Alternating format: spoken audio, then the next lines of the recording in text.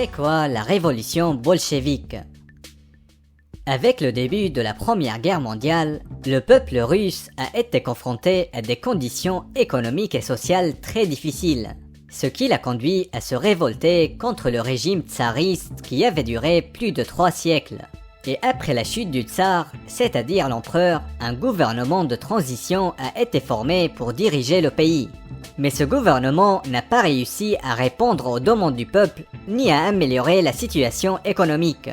Les troubles et les problèmes politiques ont persisté, et plus de la moitié des hommes étaient au chômage, jusqu'à ce que le parti communiste bolchevique, dirigé par Vladimir Lénine, mène une nouvelle révolution en 1917. Une révolution dans la révolution, appelée bolchevisme, qui signifie majorité en russe. Et c'est la première révolution communiste de l'histoire, qui a renversé le gouvernement provisoire et a fondé la République socialiste fédérative soviétique de Russie.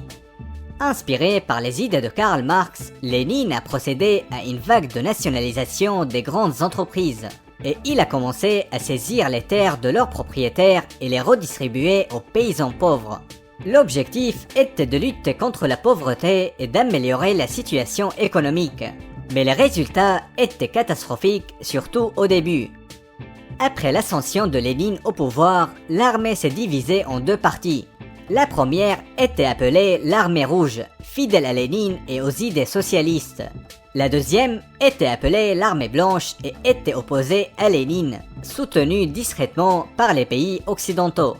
Alors, une guerre civile sanglante a éclaté, qui s'est terminée par la défaite de l'armée blanche et la victoire des communistes.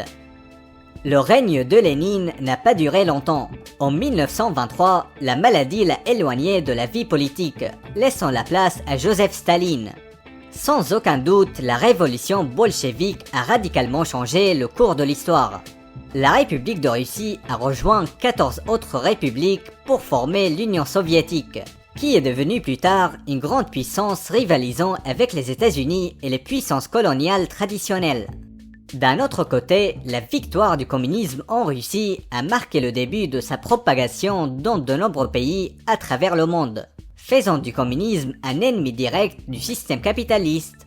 Si vous avez aimé cette vidéo, laissez-nous un like et allez faire un tour dans notre chaîne.